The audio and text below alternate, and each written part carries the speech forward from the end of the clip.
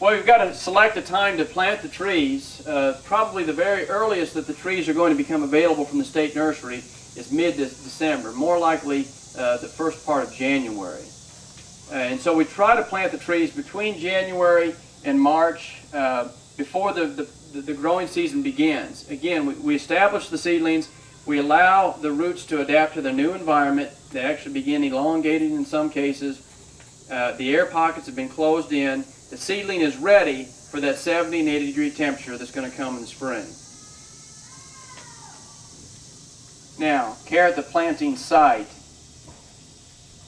There are tree planting contractors out there. Sometimes seedlings are planted by hand. Sometimes they are used with planted with machines that are pulled with a 3-point hitch behind a tractor.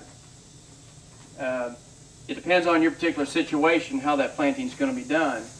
But we want to select cooler days. It's preferable to be planting seedlings in temperatures below 60 degrees. Below 60 degrees, calm days, so that the wind isn't drying them out.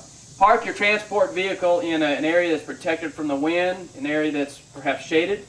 Naturally, we're trying to keep the temperature down. And then this is pretty important. I see a lot of landowners and contractors thinking that, boy, those seedlings look pretty big. We need to cut them down to size so we can plant them easier, primarily.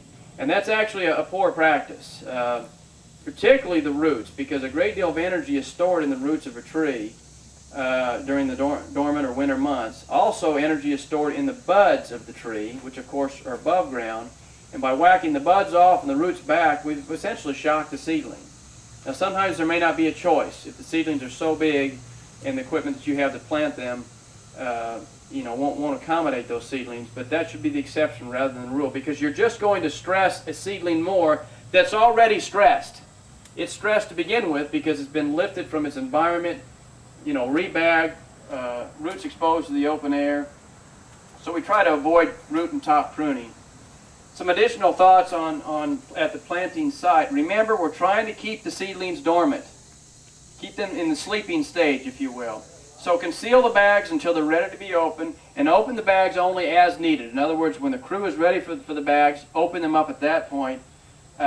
It's good to place them immediately in the container that they're going to be stored in on site. In other words, once the bag has been opened and you've lifted the seedlings, if it's a hand planting job, we're going to have our bag on our hip, and they're going to be stored down in the bag right on our hips. If it's a machine planting job, of course the seedlings would go into a storage bucket on the machine itself. But we want to hold off doing that as long as possible until they're ready for the seedlings.